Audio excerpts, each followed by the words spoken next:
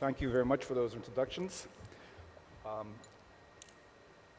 Allow me to start off by introducing myself. I know it's been mentioned, but I'm Murat Lutem, Director General for Information at the Turkish Ministry of Foreign Affairs.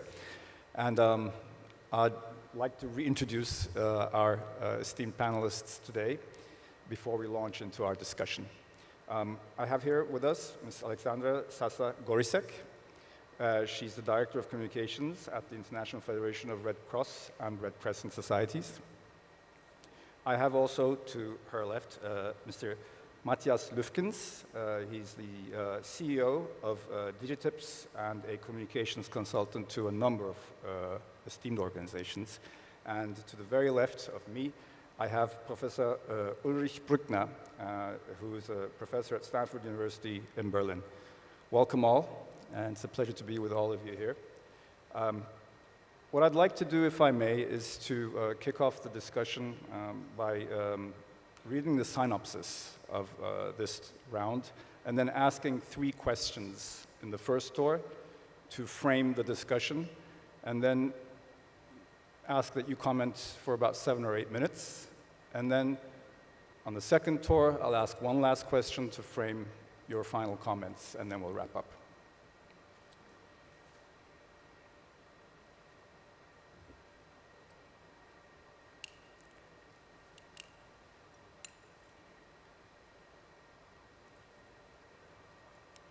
So the synopsis reads, developments in mass communication technologies continue to profoundly affect societies and the global order. While the Russia-Ukraine war is still raging, Israel's attacks on Palestine once again highlight the weakness of the international community's resilience in the face of crises in our world. In our session, we will discuss building a more resilient international community, particularly from the viewpoint of communication. And I'll move on to the 3 questions that I mentioned, which sort of will, again, as I mentioned, create a backdrop to your comments. The first question is, how did technological developments transform the communications ecosystem? The second one is, what is the importance of strategic communication in the face of new crises and uncertainties? And our third question is, how can a more resilient communications ecosystem be built? Shall we kick off with you, Ms. Gorisek, and I think you have a presentation. Yes, thank you. Thank you for that, for the introduction, and I'm very delighted, honored to be here with all of you. I have prepared a presentation which will attempt to answer the questions, but what I would really like to do is talk about my organization, the International Federation of Red Cross and Red Crescent Societies, because building international resilience is at the core of what we do, and of course, communications is a very integral part of it. So if I may, I don't know if it's on. There you go. So the way we see the world today at IFRC is that no human being is actually inherently vulnerable. But as we all know, we see that over the last decades, everybody has been, I can't read what it says, my eyesight. But anyway, what we all know is that we've all been affected greatly by climate change, conflicts, diseases, etc. And in 2022, just to give you some numbers, we've seen 387 disasters, which doesn't include the pandemics. Over 30,000 people have been killed in those disasters, which further affected 185 million individuals in one way or another around the world. But what we also like to say is to be hopeful, to be inspiring a little bit. There are over 16 million volunteers of the National Red Cross and Red Crescent Societies in 190,000 branches and local units in 191 countries around the world. And they are the power of humanity and at the core of resilience building. So, as I said, there are 191 national societies, and what they do is we build, I'd really like to read that. So we build, I may have to turn around, I'm sorry, because I can't see that. We build, we are strong local actors who are neutral and independent, and we provide services that are obviously delivered by highly trained volunteers. And as you will all know, we have this, our national societies have an auxiliary role, and they are enshrined in the Geneva Conventions. When a person or a community is in crisis, Red Cross and Red Crescent is there to offer support, and we work within these communities to build exactly what we're talking about today, resilience. We are there before, during, and after a disaster or a crisis, and that is our strength, to be locally present. Further, in 2022, again, the IFRC network reached 650 million people. And this is just to give you an idea where we are present as IFRC, which is the Secretariat for the National Societies around the world. We're headquartered in Geneva, and we have 5 regional offices and over 50 country and country cluster offices around the world.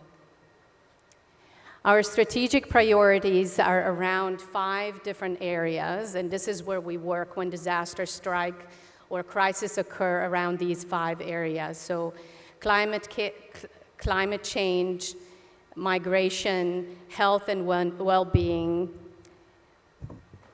disasters and crisis, and of course, values, power, and inclusion, which means equity, working with youth, and gender. We also have 4 enabling, what we call enabling functions, with communications as an essential component of these 4 functions. One of them, the first one, is very important. That is strategic and operational support, coordination. And this means also building effective and consistent messaging. Maybe if I can have a different mic, I could just walk on the stage, because that would be really helpful. Do we have a single handheld mic? It'd be very helpful in assisting with the presentation, because the screen is really quite far away. It's not just your eyesight. I'm not sure any of the panelists have the eyesight to reach that fine print there. It's on its way. I can see it approaching. There we go. Or maybe I can just stand and lift this. No, it's Yeah? coming. I see it. Çok teşekkür ederiz. Sağ olun. Thank you. There we go. Thank you. Can you hear me? I apologize for this, so I'll just perform a little bit here, if that's okay. So as I mentioned, we work in 4 basic secretariat enabling functions, and the first one is really the most important. Now this one disappeared on me. I'm facing all different challenges today here. So in the strategic and operational coordination, of course, as I mentioned, communication is a very important factor. And our global communications team, both in Geneva and worldwide, together with the 191 national societies and communicators in those societies, we provide effective and consistent messaging to one another on different crises and disasters that we're facing. The second enabling function is the national society development, which means capacity building, basically. And we also do that in communications.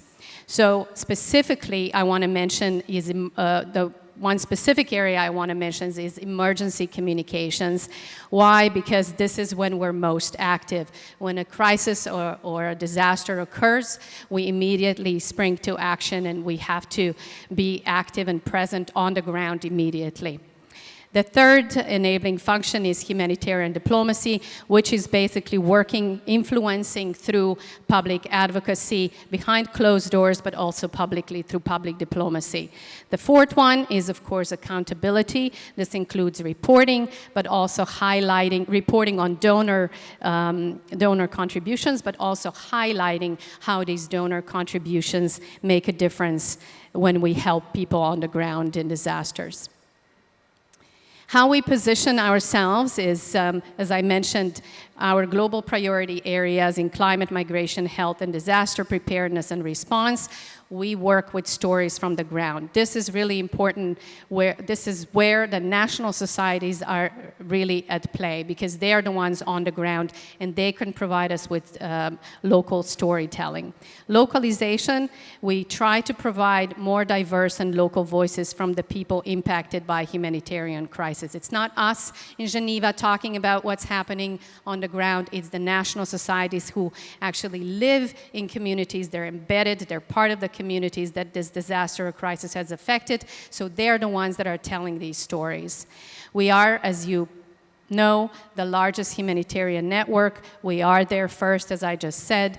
We are going sometimes where others may not be able to, precisely because it's difficult to access or for whatever other reasons, but our national societies are already there. What are our communications goals? First of all, to protect and strengthen our brand individually, both at the domestic level, so for national societies, but also collectively at the global level. Second, harness the power of our network and leverage our local presence.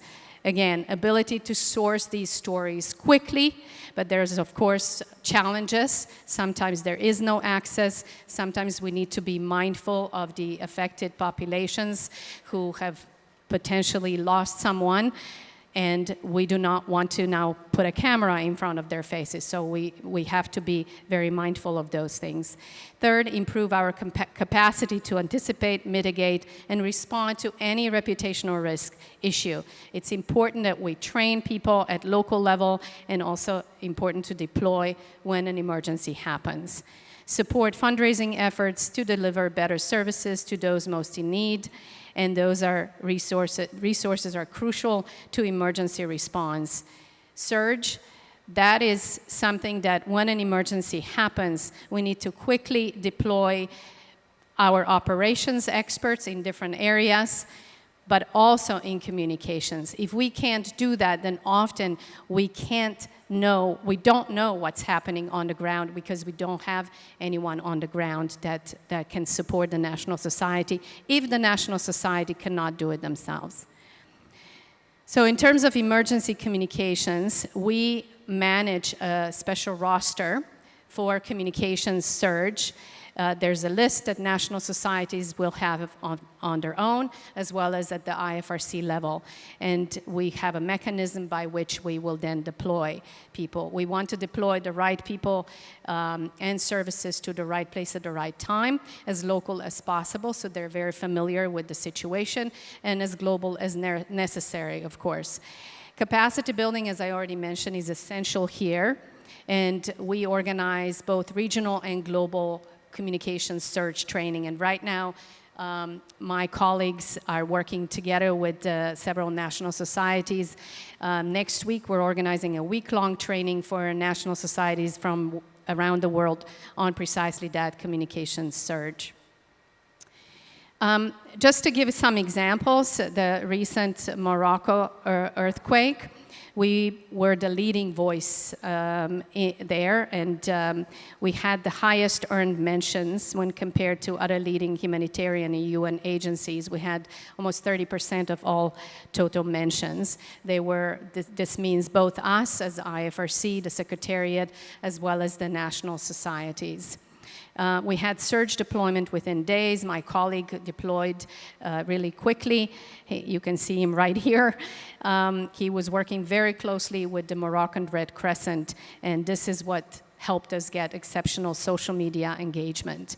Another example, almost at the same time, the really devastating floods that we saw in Libya. Again, in the first week, we were the leading voice in this disaster. We were among several international organizations, but we again stood out with the highest volume of earned mentions, accounting for, really, due to the Libyan Red Crescent on the ground. We had 43% of all the mentions. Finally, I'd like to mention the Turkey-Syria earthquakes earlier this year. And this is where local action reaching our global networks really worked. We had 170 media social mentions very quickly. It was our biggest ever traffic and more than 3 times our normal weekday traffic. So this is what we identified as ingredients for a powerful global narrative. So strong local presence, both the Turkish Red Crescent, Kizilay, and the Syrian Arab Red Crescent were really strong, and they're always really strong when the disasters or crises happen. And the rapid information and footage that we received from the ground and shared with the rest of the national societies and with our networks was really amazing.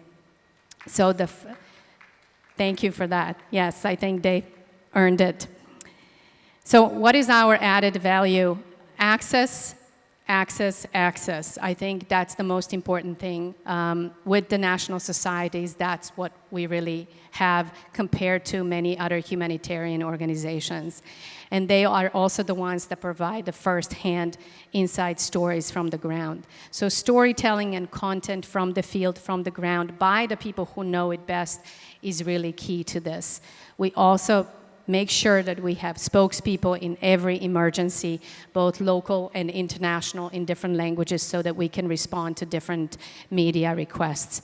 We want to be proactive and fast so that we can demonstrate the action and the presence. And our tone needs to be always empathetic, human, humble, honest. And in terms of, finally, I come to the answering your question. So in terms of the new communications ecosystem and mis and disinformation, of course, immediacy of sharing and receiving information is what we see today. There are no borders in media markets. We have audiences everywhere, and proliferation of influencers and opinion makers among the general public is definitely new. Different views are now accessible to all and can be promoted into the public sphere, even if it's not the best thing to do. So this transformation brings many opportunities for all of us who work in communications, but also presents major risks. For example, any reputational risks in a country can potentially and quickly become a global issue. And this, with IFRC, we see every day. This is a daily occurrence for us. So we have to be prepared to respond to those, prepare reactive lines, key messages that we share with our members of the network regularly. The rise of online technology may have reduced the cost of reaching these broader audiences, but of course it's all more complex. The one-to-many broadcasting model has now been overtaken by the many-to-many, which we are all very well aware. I'm sure Matthias will talk more about this. Social media has really revolutionized communications. We can't just adapt, we need to be able to lead in our areas, in our fields, to stay relevant. So in terms of the rise of mis and disinformation, the standards of truth and accuracy are falling on social media, but also on in traditional media spaces. Organizations can be attacked, and we can be exposed. So this is why I was saying reputational risk management is a key area of work for our communications team. And the media window, as we know, is getting shorter, and organizations need to be able to respond quickly.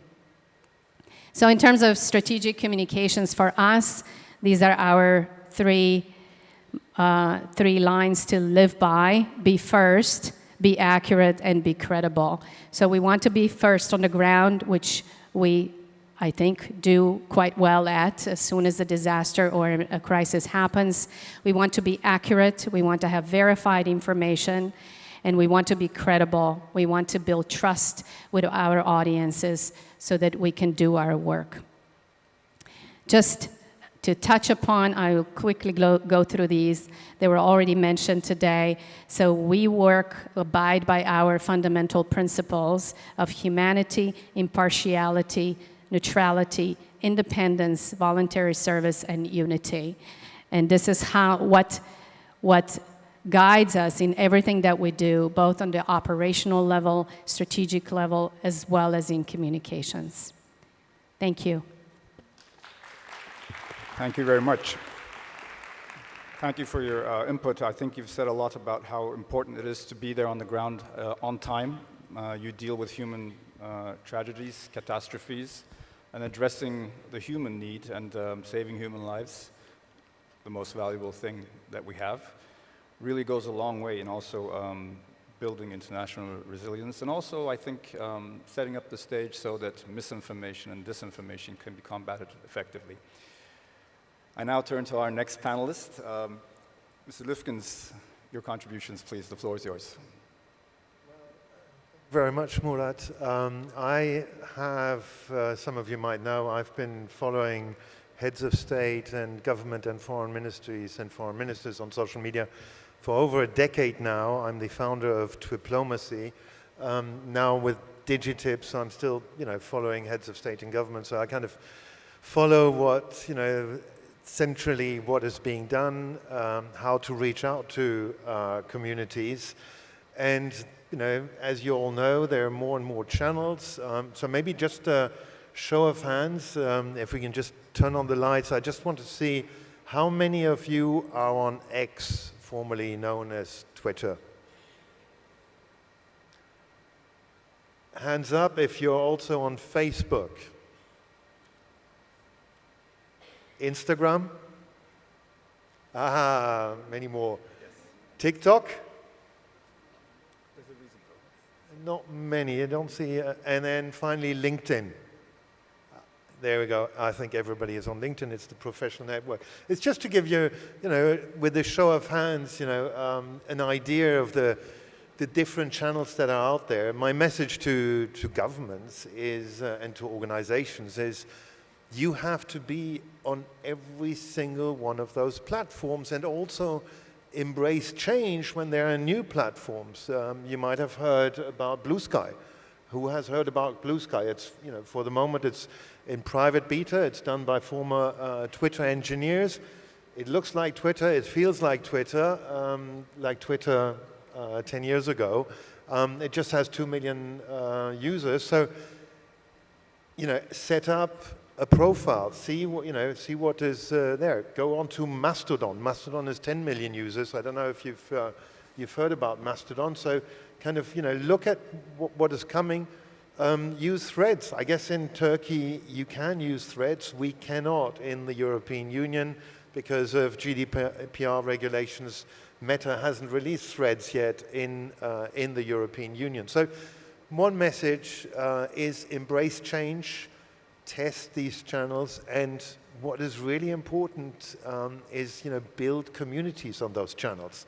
I think your government, your president, for the past over a decade, have been able to build a huge great community on social media with millions of followers on different platforms. So kudos to them. But it's a continuous process. You really have to look, where are my fans, where are the followers, where is my community, where's my target audience? So, it might be on Blue Sky, it might be on Threads. So, please, build communities there. And it doesn't matter if you only have 100 followers or 200 followers or 2,000. You don't need 1 million followers. It's really kind of the second thing is what I think is very important is the engagement. Too much of the communications we see is kind of one way. There is no, engagement, no back and forth, no conversation. Remember when social media was social? You know, it was a conversation, a two-way conversation. So that is kind of no longer. Also in terms of digital diplomacy, having looked at, you know, the evolution of how world leaders use social media, yes, it has been, you know, has become weaponized. Social media, you know, is no longer a way to connect with leaders. When, you know, the former president of Russia, Dmitry Medvedev, congratulated Barack Obama on his birthday, that time is over. That, you know, lovey-dovey digital diplomacy is definitely a thing of the past. So now it is, you know, social media, and, you know, as Melissa Fleming said this morning, words have been weaponized. You know, social media has been weaponized. On the other hand, I encourage governments and foreign ministries to really build their networks. A great example of a decentralized network is the IFRC. We've just heard it from Sasha. There is decentralization. Every single national society is more or less independent, and there is no kind of top-down leadership or kind of, you know, authoritarianism, I would say, where Sasha will say this is how it works. So I think this is a great example, you know, how to distribute, you know, how to give advice, and, you know, make sure that everybody posts or tweets from the same tweet sheet, but really kind of, you know, having this decentralized network. And that's also, you know, interesting for foreign ministries. Murad, for you, you know, how do you cannot control every single ambassador or embassy. So, you know, how do you make sure they are posting their, you know, on message, tweeting from the same tweet sheet? I think these are challenges, you know, are very important. And, you know, it's really for me, you know, I want to really think this is, you know, really important for strategic communications. Build communities, you know, build engaged communities.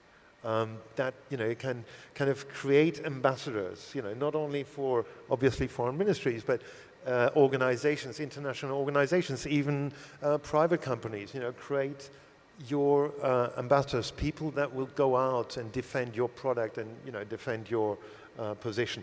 And I have to admit, you know, we've heard a couple of, you know, criticism, of course, today about the actions of Israel in Gaza currently, which is absolutely tragic. But on the other hand, if you look at the digital diplomacy machine that the Israeli foreign ministry, the Israeli government has built over the years, it is absolutely impressive. Not a single diplomat, you know, you cannot become a diplomat in Israel without being on the major social media platforms. You know, every ambassador is encouraged to be active and to engage directly. And this is something I think, you know, is an example to follow. I know, you know, Israel doesn't have the best press in this country currently, but this is what I encourage you to do. Basically, empower everyone, and the last thing is really kind of education. We have to educate not only our diplomats that are coming, but also the older generation, my generation, who say, oh, I'm too old for social media. Oh, no, I don't need to be on TikTok. Yes, please, you know, help the older generation onto those platforms. And lastly, make sure that we educate our children. Our children, once they're at the age to be on social media, at the age of 13, I want them to learn how to manage, how to do Instagram, to learn how to do TikTok responsibly, and how to understand, you know, what is fake news and what is real news. So I think this is really important.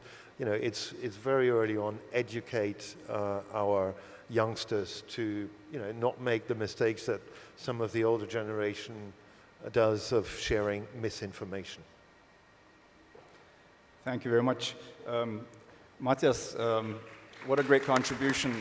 As you were speaking, I took down a few notes, and in my mind I thought, as I comment on your presentation, I'll end with the idea that the children are our future, and just as we educate our children in every field, we have to educate them about the realities of social media. It's not good, it's not bad, but it can be abused. It's been weaponized. You use that term, and it was previously used during the presentations of our dignitaries. It's so important to understand that our children, the future of our nations, of our families, of the world, if we don't educate them the way we educate them with everything in social media, the future could be very, very bleak. It's upon us adults to take that responsibility on our shoulders. Thanks again for all your input. I turn to our third panelist now, Professor Bruckner. Please, the floor is yours for your comments. Well, thank you very much for having me here, which is kind of a surprise, because I'm neither a politician, nor am I a tech guy, nor am I an expert in communication, but I keep receiving invitations from TRT World, because as a professor, I used to say what I want, because I'm only responsible for myself. And then it helps from time to time, if you have news that just stand as news, to contextualize it and to maybe add a different perspective. And I thought, given that I'm none of the list of people that we have heard already in their roles, I do what I usually do, and I add a different perspective and change the dimension a little bit, given that I'm a political scientist. So when I heard in the morning that we are challenged by a flood of miscommunication, and we've seen all the different examples, how complicated things became with disinformation and with propaganda and with cyber threats and everything, it sounded on the one hand as if this is something new, which to a certain extent it is. And on the other hand, it sounded like there's a threat to all of us, and if things work well, the state will protect us, and if states belong to something bigger, then we collectively protect our future, which was formulated in our panel as resilience in our ecosystem. And the question was, and I'm trying to answer the question of our moderator, does communication strategy help to make us more resilient? And my straightforward answer is no, because I think that if we are not just communicating, but if it is a strategic communication, then a strategic communication has an aim. It represents an interest. And if we talk about states as actors, then states have most of the time competing interests. And the idea of a communication strategy is to win the hearts and minds.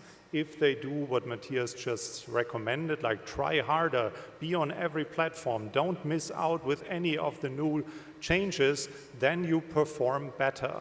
And better means that we are in a beauty contest for whose narrative is the best, which sounds as if it's something like negatively biased, which is also what we heard in the morning, like we need to be more resilient and protect each other. But when we look at times when there was no such thing like social media, I come from a country with a terrible past and a totalitarian regime, and what was most urgently needed when West Germany was founded was a narrative to create something like a story that holds us together. Was that biased? Yes. Was that a form of filtered information in times of the Cold War? Absolutely. But it did its job to create something like a newly created identity with a lot of elements in it that one can easily criticize from a different perspective, like our commitment to transatlantic relations and also our commitment to look at Israel in a different way than countries with a different past. So it's not like either you are my friend or you're not, or either it's a simple story or it's not. This is something that makes us in media and in academia different from politicians, because they have to take sides. They don't have the liberty to differentiate and say, well, to 50% it's true, but there are also this and this and this, which also needs to be taken into consideration. I have the freedom to say, if you do this, then the costs and benefits are that. And if you do B, C, D, E of the different options, then you have a different outcome. Because then it's up to each and everyone who has a brain and can form an opinion to decide what is your favorite one. This is different for a politician, because if you don't have a straightforward message, it's a nightmare for your communication designers to make this a straightforward message. But I don't need to sell anything. I try to educate, that was your final message, the next generation to form an opinion based on the assumption that they have access to information and can distinguish what is information, what is context, and what is context that is, as my colleague Holly Case from Brown University puts it, is contaminated context, because she, as a historian, if she doesn't have enough facts looking into a historical situation, borrows from context, and then she can fill the missing pieces to make it a story, as a historian, to present a picture that is not sufficient if she only has a few pieces of the puzzle. But if in the future AI produces context that we cannot distinguish from the context that used to be man-made or whatever source that historians consult, then it will be extremely difficult for this history that we write about our time or the next decade to find out which of this was actually man-made and which is just like a product of machines that form an opinion of future generations, and then as much as you educate the next generation, they get lost in translation, and the translation is a translation between machines and human beings. So this is something that puzzles me, which brings me to the other question about how does tech play in when we look into what are the challenges ahead. And there are a number of things where I don't have an answer, because as I introduced myself in the beginning, I am surrounded by techies, and a lot of these things that we have in our body extensions come from Stanford, but I only learn, but I'm not a creator in this system, and I also see how quickly attitudes of my students change over time, but I'm watching. And one of the core principles of how we run a Western-type democracy is that the demos forms an opinion about competing programs, what politicians present as, if we go in this direction, we will be better off compared with something else. And this pluralist competition is key on the assumption that the demos can form an opinion. But what I hear today, and what makes perfect sense in terms of we have to get stronger and we have to arm ourselves, and it's kind of a technological race because these dangerous forces out there attack our systems and our ecosystems, how we interact, and the more we digitize, the more we become dependent on this, so we have to be better, and we have to spend more money, and we have to educate our ambassadors to do a better communication job. So this race for doing more empowers governments to do things that go way beyond what governments could ever do in the past. And then the question comes up, what is the future use of AI? Is AI, what I hear the most at Stanford, first and foremost a business, just a new tech innovation that can make people rich?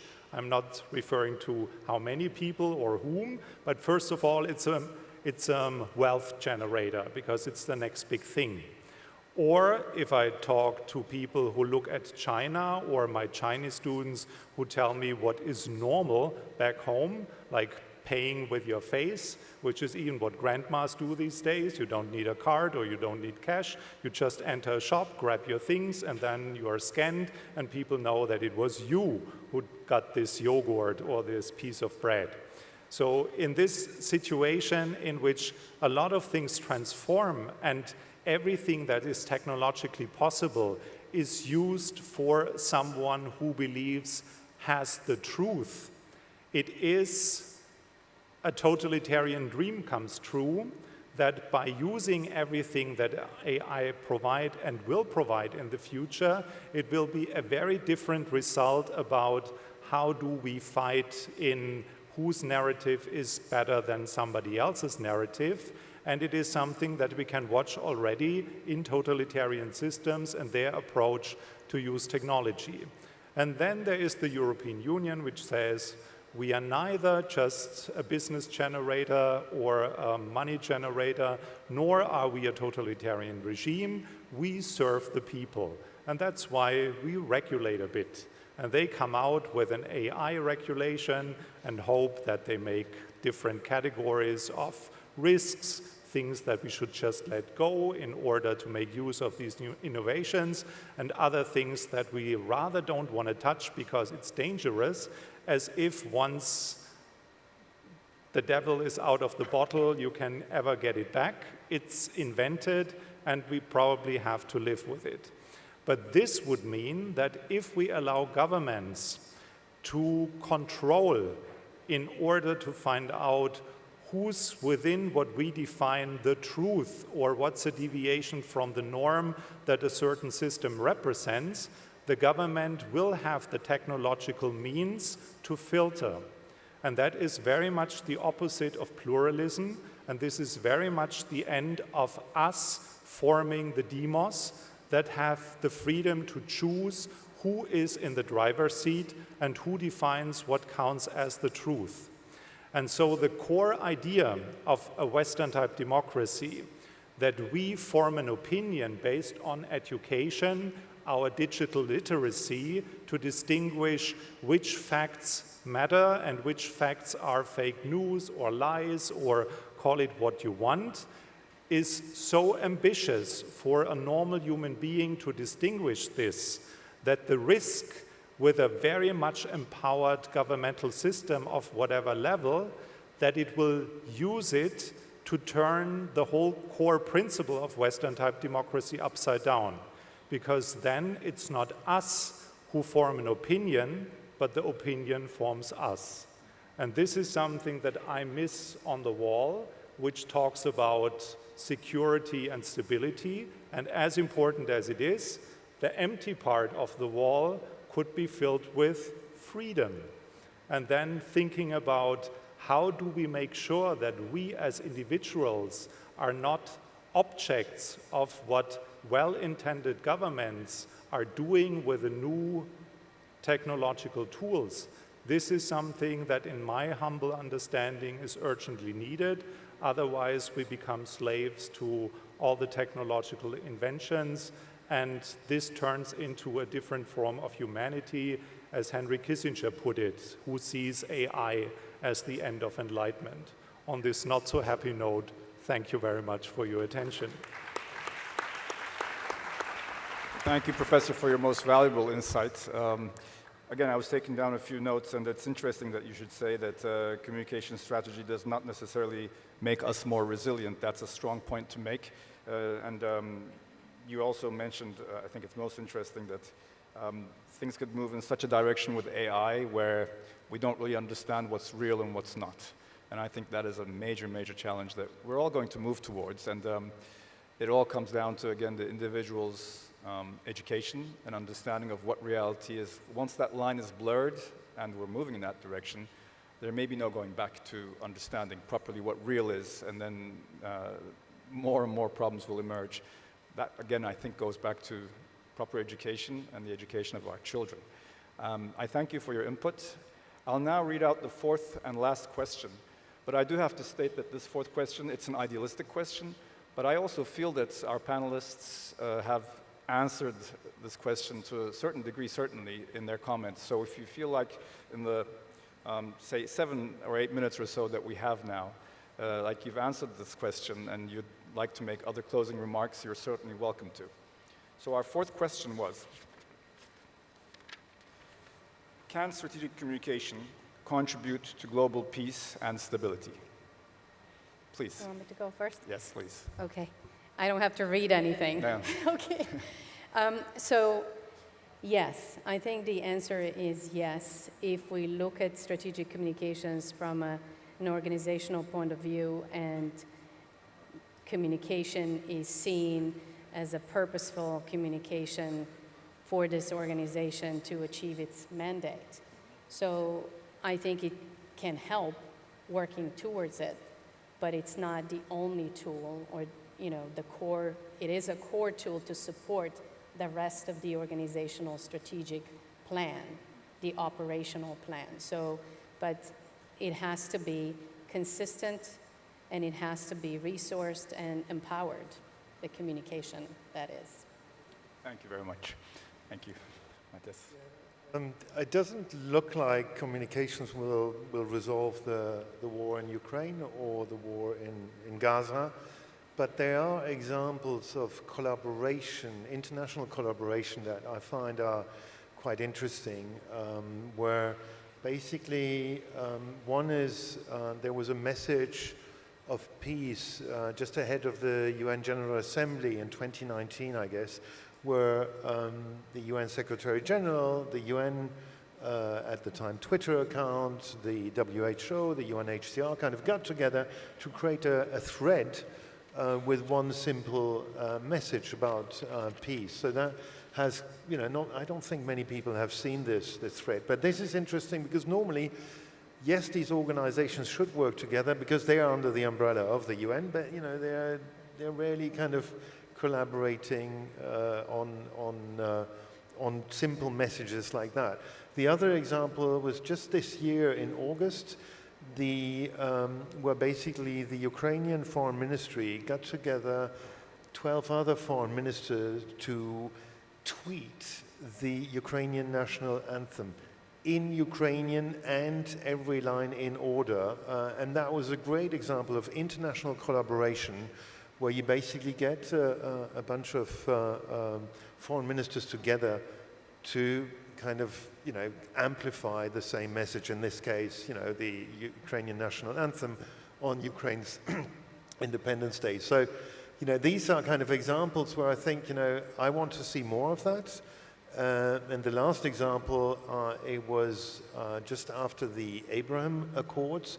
Israel designed a filter to be used on Instagram, and it was used on Instagram where you had the flag of Bahrain and the flag of the UAE and the flag of Israel, that people could, kind of use the filter across their faces. And I think that was one of the, really powerful examples of where communication and new tools, new digital tools, really help bring people together.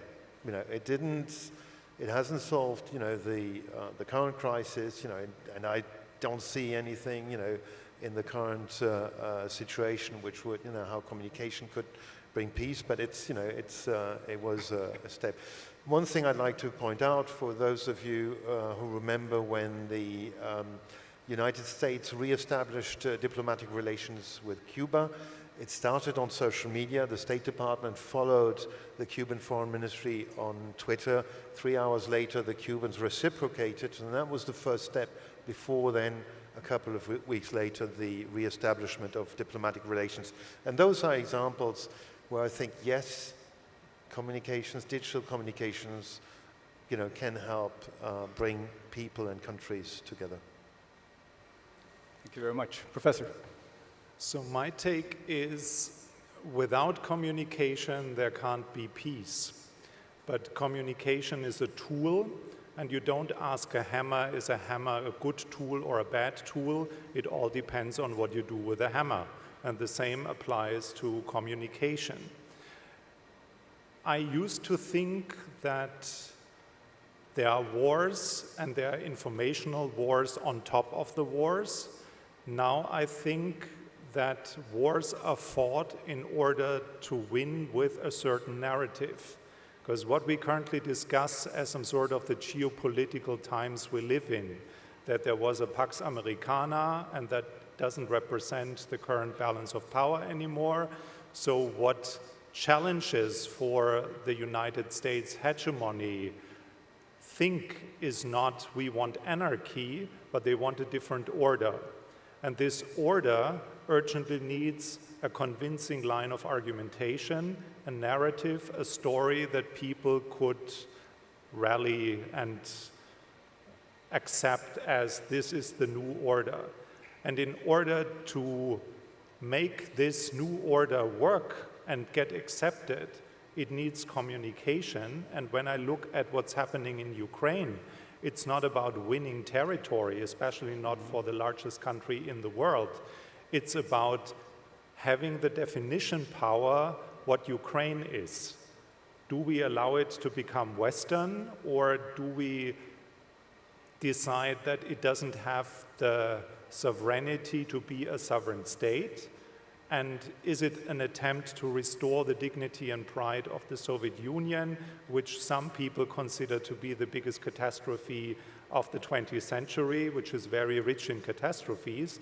So that brings me to the conclusion that in the end, information wars or communication strategies as part of it is not a means, but also an aim in itself.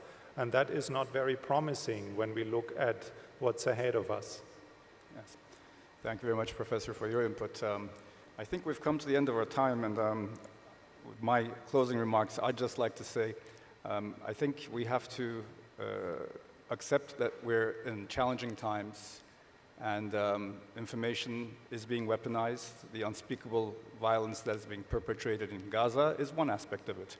But on the other side, there's a weaponization of information, maybe on the commercial side too, where we're being fed nonstop information to consume beyond any logic and understanding of what's reasonable. And other forms of weaponization are being witnessed daily when it comes to information. Maybe one way forward is for everyone to band together and to fight against this trend. Governments, international organizations, highly specialized experts, academia, and others, if we come together and foster the understanding that there's reality and then there's the abuse and weaponization of reality, it's a simple split at the end of the day. And if we can teach our children what's true and what's not, then the few ill-intent-bearing ones can be singled out and their actions can actually be stricken down. We have to act together for a better future. Thank you again to all our panelists. We've come to the end of our time, and I thank our audience for their attention. Thank you very much. Thank you.